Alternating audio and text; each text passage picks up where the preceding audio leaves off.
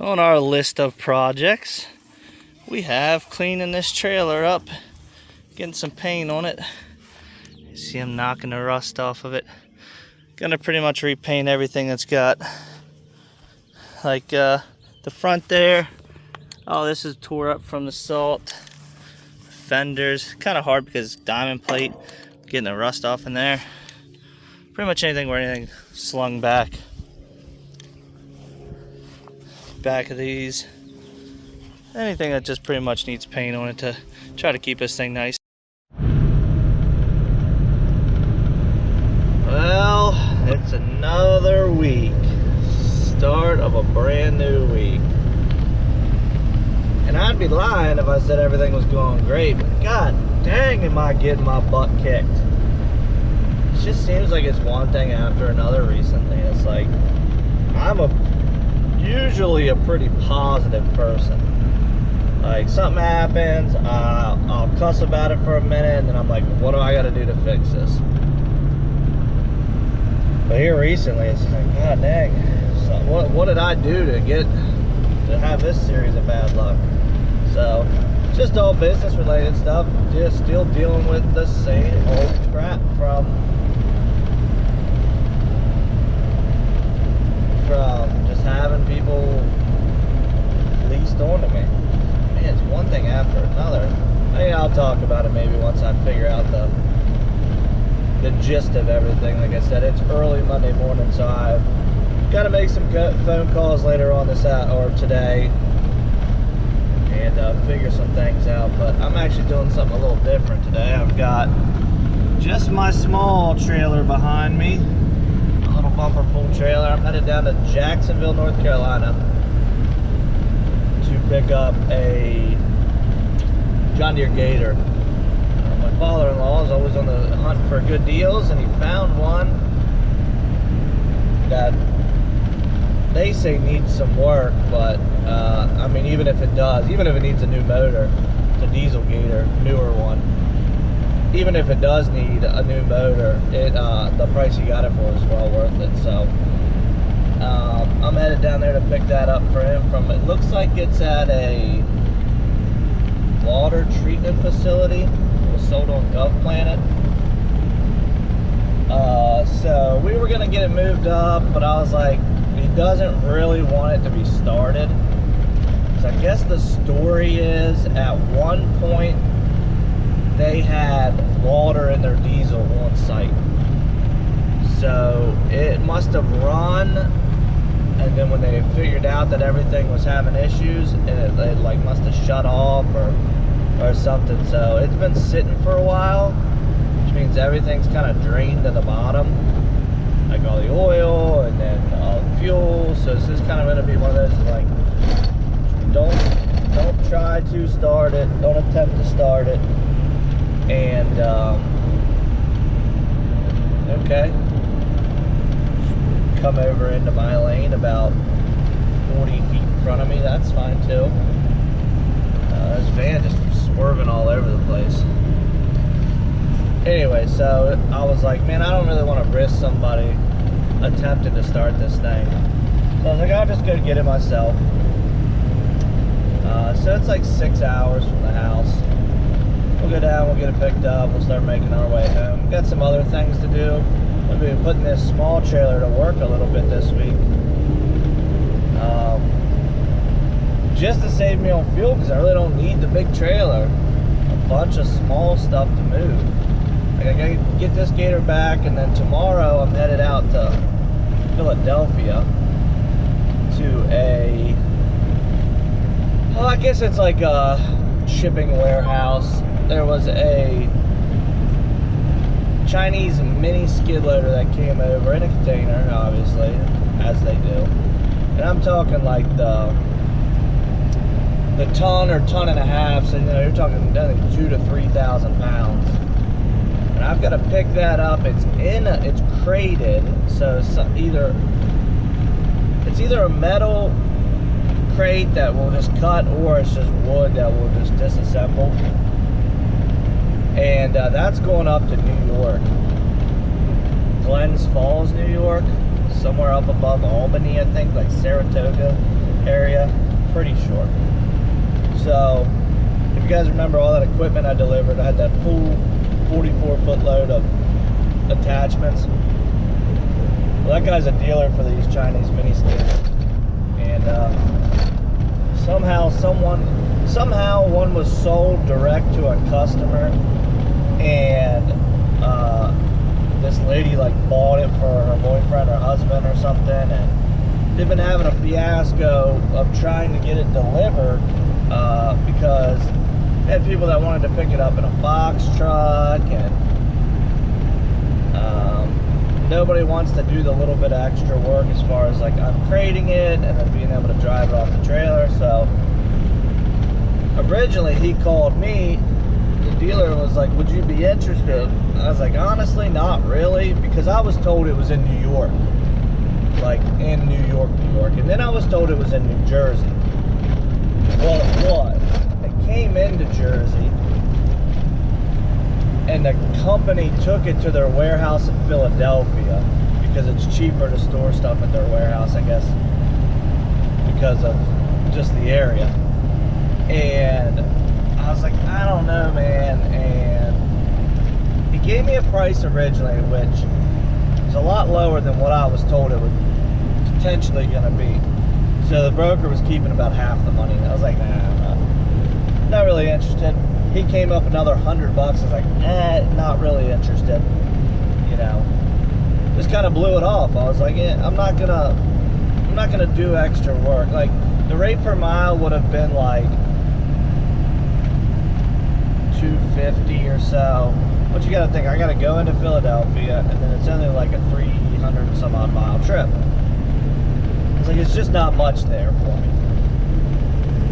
So like a week goes by, and I guess the broker came to me and he gave me a price that was double what it started at. I was like, I would be interested then. So he's like, yeah, man, it's yours. He's like, I gotta get it moved. I don't really want this thing and someone trying to stuff this thing in a box truck or showing up to this person's house with a 53-foot dry van and trying to figure out how to unload this thing. It's like, it's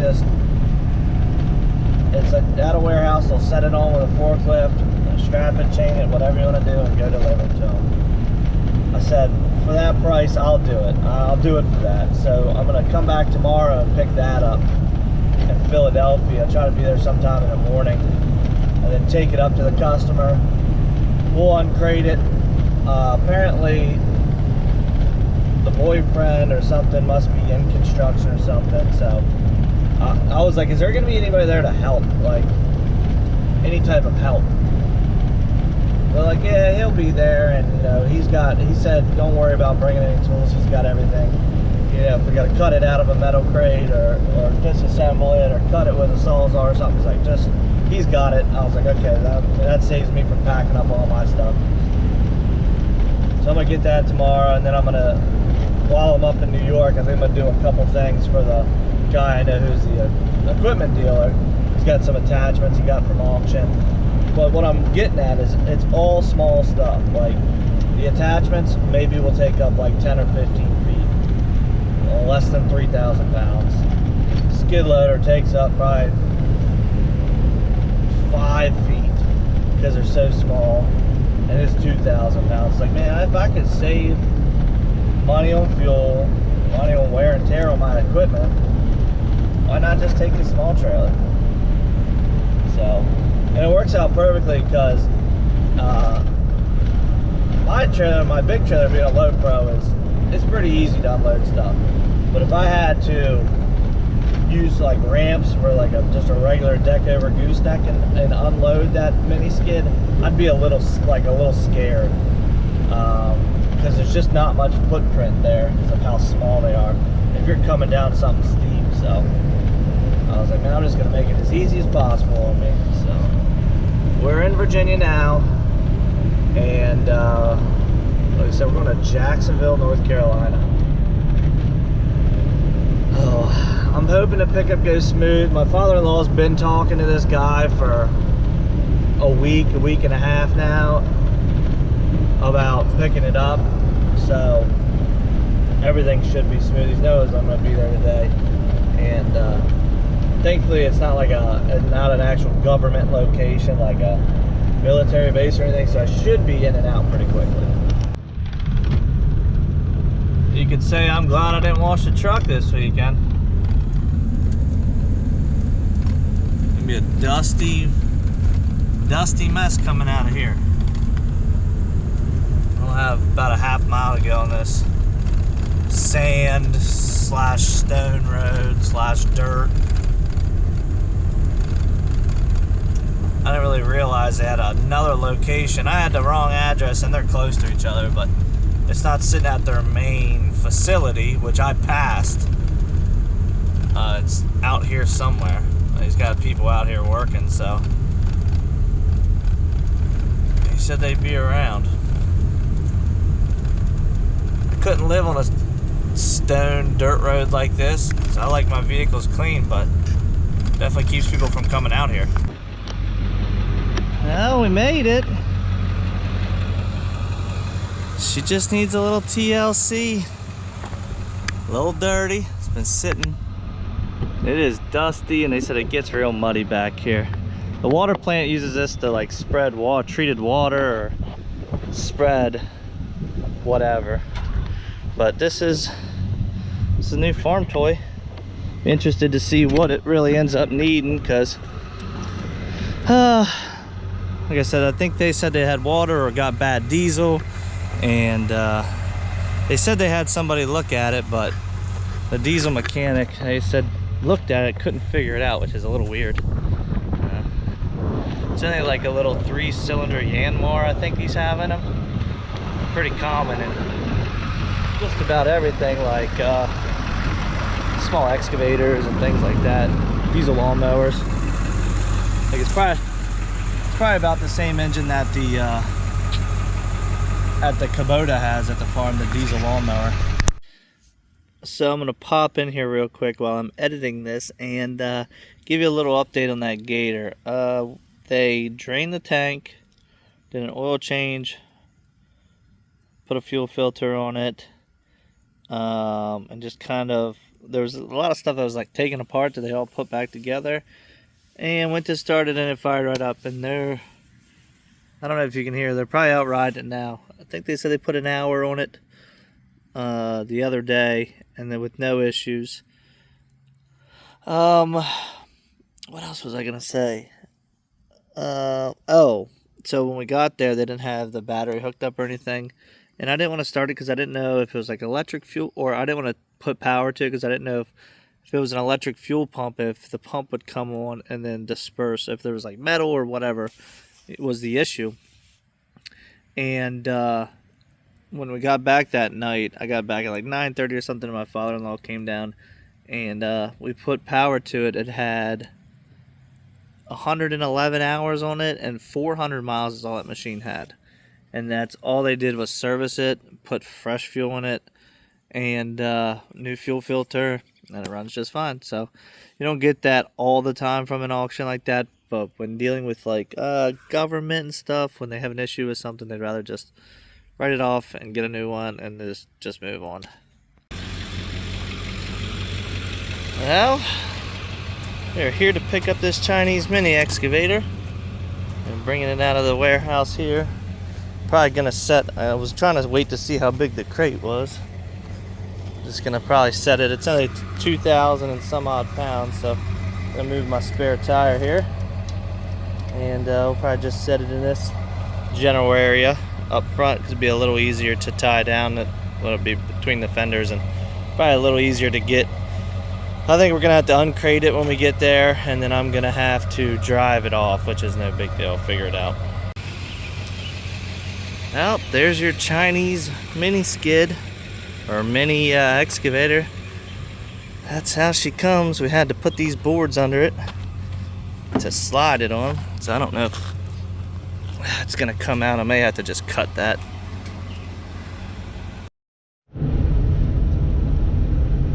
Well, I'm gonna be a little honest. I don't know how excited I am to deliver this mini excavator that is in a wooden crate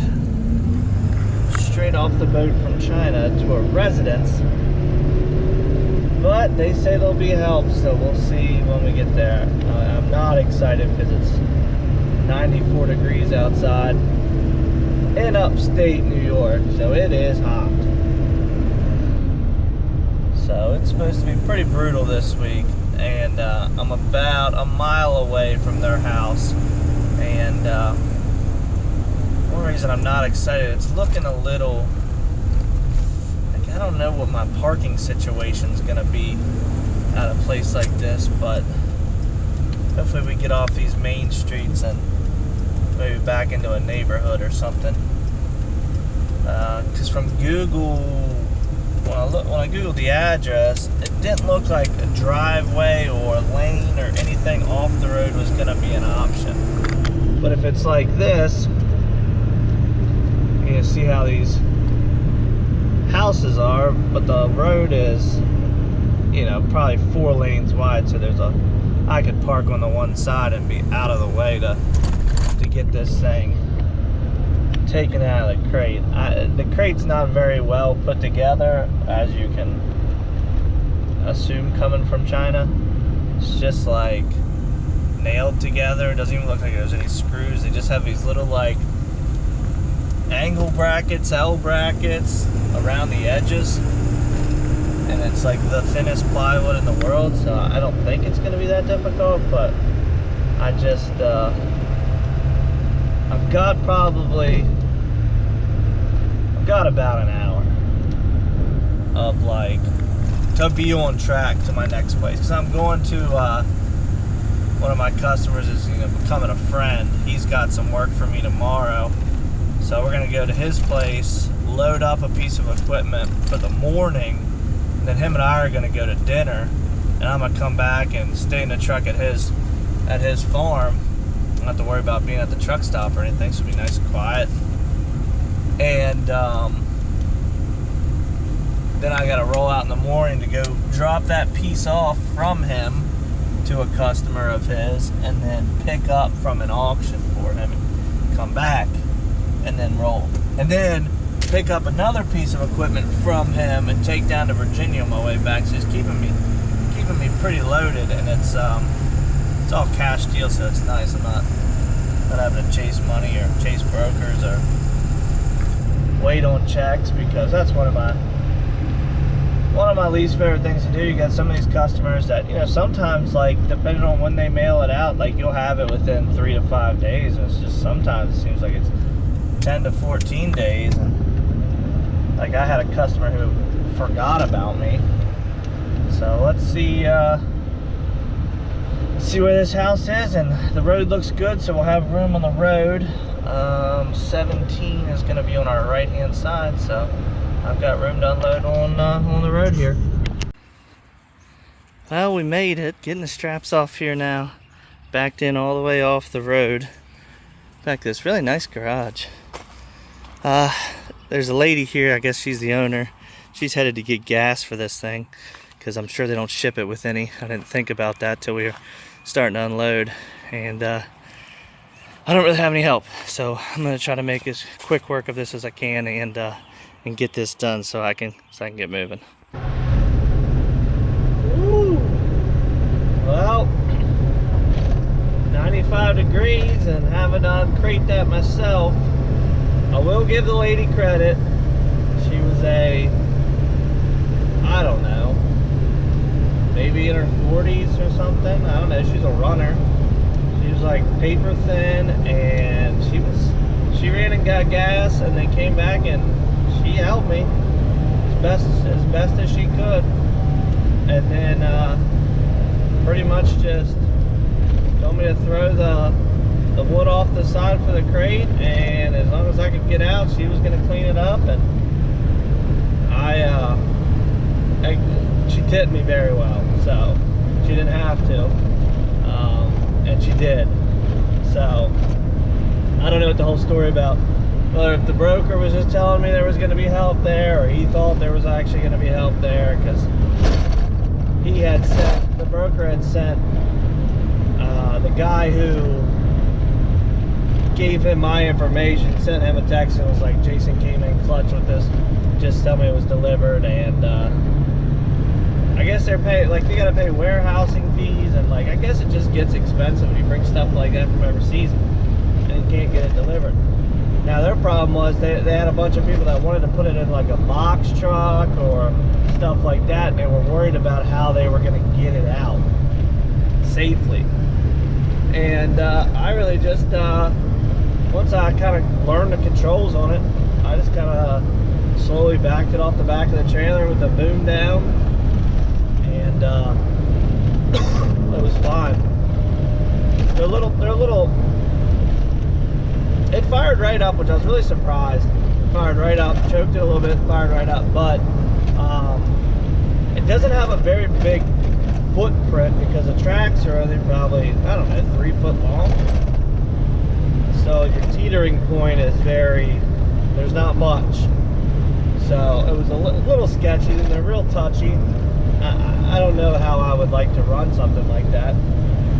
They're not made to be run a lot. They're for, hairy homeowners or like utility companies that gotta come in and get between a gate at a house. It's kind of what they're marketed to. And anyways, I was a little frustrated when I first got there, like there's no help, but it's done. I was paid like over for dang near $5 a mile to deliver that. So plus she gave me $100 cash. That's done. I'm just a little sweaty and headed to pick up, and then I guess I'm gonna hit the truck stop and grab a shower, and then me and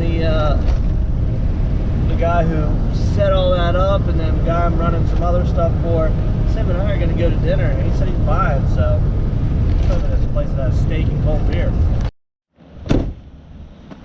Well, good morning. Out here making a TikTok with my new power bank I got. Nice little unit. I don't know if the screen will show up on the camera because of the frame rate, but and this is what our first delivery of the day is. Nothing like buying a snow plow when it's 95 degrees. So taking this to a customer about an hour away from where the equipment dealer is, headed another hour farther from that, and then coming back 2 hours back to him with a load of attachments and whatnot. And then I'm loading up a hydraulic winch, like a recovery winch for front of a skid loader, and that's going down to Virginia. That'll be delivered not today. I'll take that down tomorrow morning because that's about 3 hours from my house, so I'll get home tonight. I'm just waking up here. I was down at his farm. I just pulled over to, I have like 20 to 30 minutes to waste till the customer's able to meet me to unload this. So we told him, he said 8 o'clock. I was going to be there about 7:30, so I figured I got a couple videos to make. I figured I'd take a clip or two out here and kind of waste some time instead of sitting there at somebody's house or whatever waiting. Alright, we are in Waynesburg, I think that's what it is, New York. Let's see. Yeah, Waynesburg. And we're headed on 88 West, and then we'll come right back 2 hours, and then I hope to be home by about dinner time or so tonight. Maybe a little later, but that's what I'm hoping, because I'm thinking it's about a, I might be wrong, I'm thinking it's like a 6-hour ride home from here. I can't remember from the last time. The last time I had the big trailer, so it took a little longer, obviously. Let's see. Yeah, 5 hours and 57 minutes. If I go, so it depends on which way I want to go. If I want to come down, I'll probably go, there's a couple ways, down 88 to catch 81 and go straight down into Pennsylvania, or come around and go like get on 95 and deal with New Jersey and New York. I think I'm going to take the Pennsylvania route. All right, I'll see you guys here in a little bit. Probably once we get to that auction to load up. And I'll be honest with you guys, I enjoy doing this kind of work, like just these. Oh, that's an odd phone call coming. I gotta answer that. Hold on. They're like good quality New York roads. Anyways, just calling me to tell me the dump was closed today for the holiday. Anyways, what was I saying? Oh, I know what I was saying. I do this little stuff like this, and I've been thinking about doing this for a while, buying a deck over bumper pool, like 24 footer or so, and I really want a tilt trailer. So I'm gonna actually, God, these roads are rough.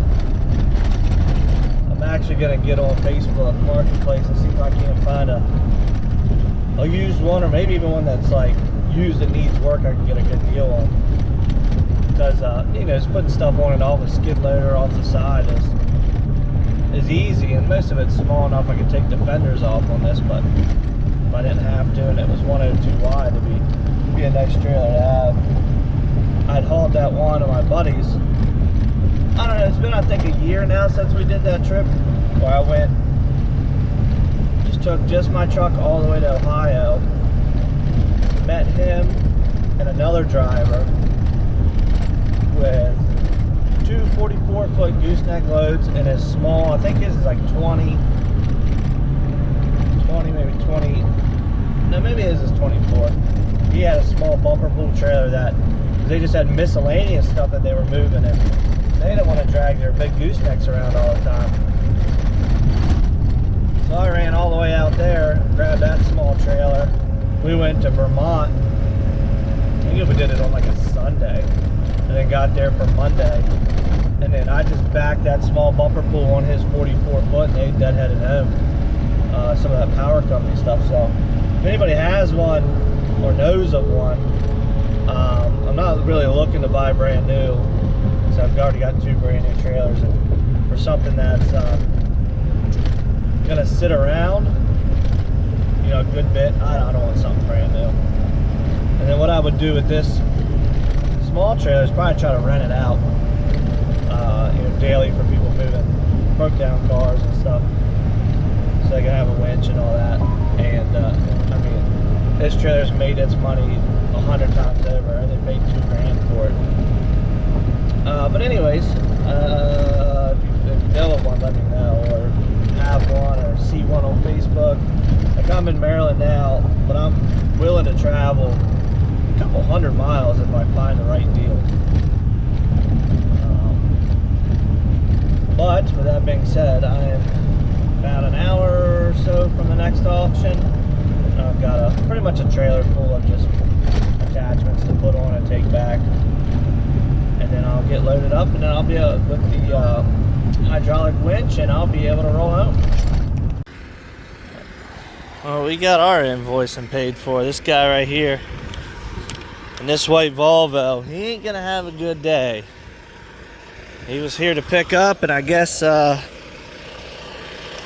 did a wire transfer, the customer did, and it hasn't hit the bank yet. So they've got a bunch of old rusty stuff up here in New York. But